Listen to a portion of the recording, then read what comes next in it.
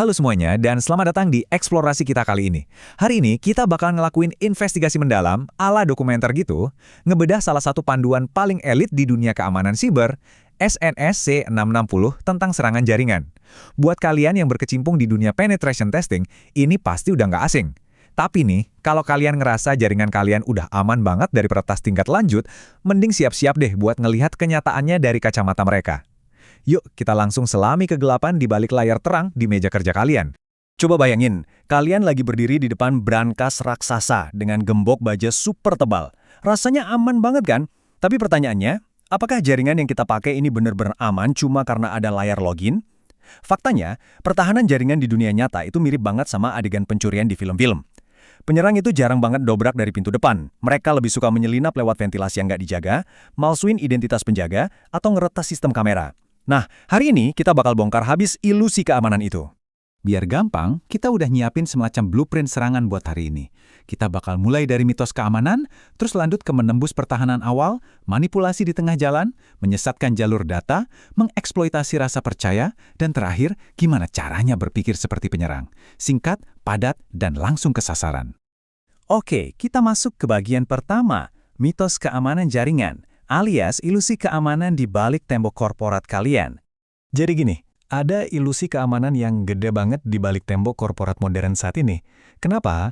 Karena jaringan yang katanya canggih itu, nyatanya sering banget dibangun di atas protokol-protokol tua yang ibaratnya tuh kayak pintu yang terbuka lebar. Di jaringan normal, data kita emang ngalir aman dari komputer langsung ke gerbang utama. Tapi, di jaringan yang udah disusupi, semua lalu lintas data kalian itu diam-diam dijembatani dan dibaca oleh penyerang yang nongkrong di tengah-tengah. Kalian ngerasanya lagi ngobrol aman sama server, padahal ya ada orang lain yang lagi asyik nguping setiap bisikan digital kalian. Ngeri kan?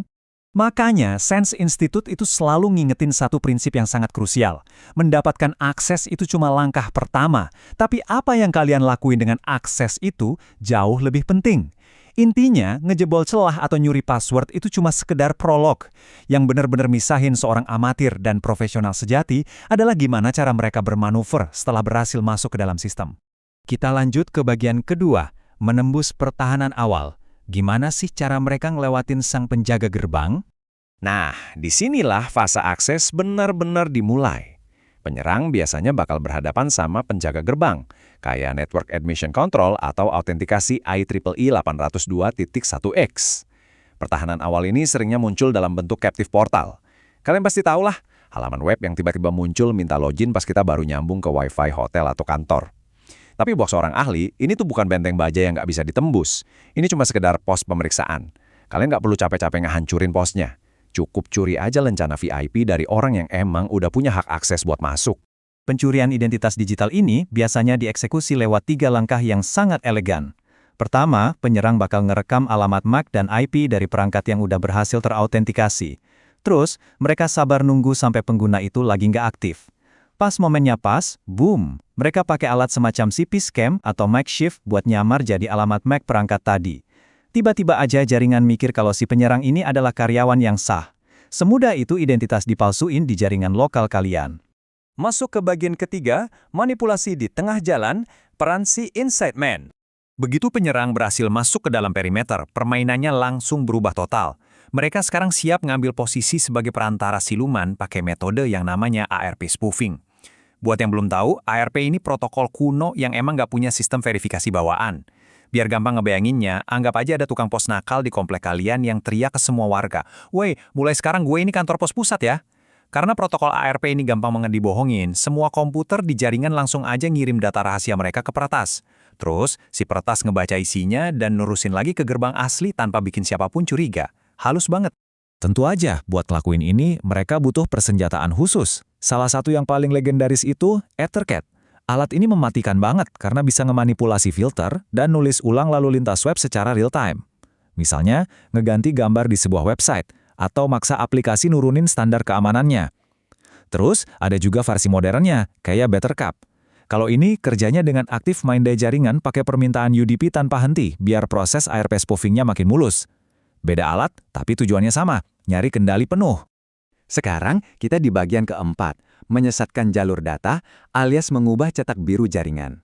Kalau sebelumnya si peretas cuma nyadap data dari tengah, di fase ini mereka benar-benar bertindak kayak mandor jalanan yang ngubah arah lalu lintas sembarangan.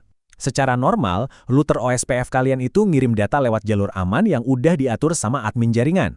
Tapi, kalau ada miskonfigurasi, penyerang bisa masukin rute palsu ke dalam sistem. Hasilnya, router kalian malah dengan sukarela ngirim data langsung ke node jahat milik si penyerang. Intinya, mereka berhasil ngegambar ulang peta jaringan kalian buat keuntungan mereka sendiri. Serangan OSPF ini tuh jalannya terstruktur banget. Pertama, mereka ngendus paket OSPF Hello yang bebas berterbangan di jaringan. Kedua, kalau lalu lintasnya kebetulan dikunci pakai sandi MD5, mereka nggak bakal nyerang routernya langsung, tapi nge-crack sandi itu secara offline pakai dictionary attack. Nah, pas sandinya udah jebol, barulah mereka pakai alat yang namanya Loki buat nyuntikin rute berbahaya tadi. Jaringan kalian sekarang mutlak ada di bawah kendali mereka sepenuhnya. Lanjut ke bagian kelima. Mengeksploitasi rasa percaya.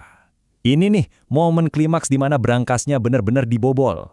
Di tahap ini, penyerang memanfaatkan sesuatu yang sangat manusiawi, kepercayaan buta kita sama software sehari-hari. Contohnya kayak update aplikasi.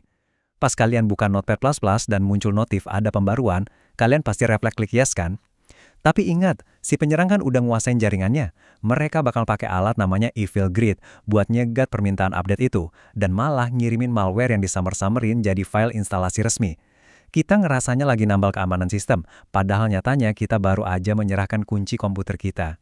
Terus ada lagi yang namanya downgrade HTTPS. Bayangin kalian ngetik alamat bank atau Gmail di browser. Harusnya aman dong. Tapi, kalau penyerang lagi jalanin alat kayak SSL strip, mereka bisa diam-diam ngupas huruf S dari HTTPS itu.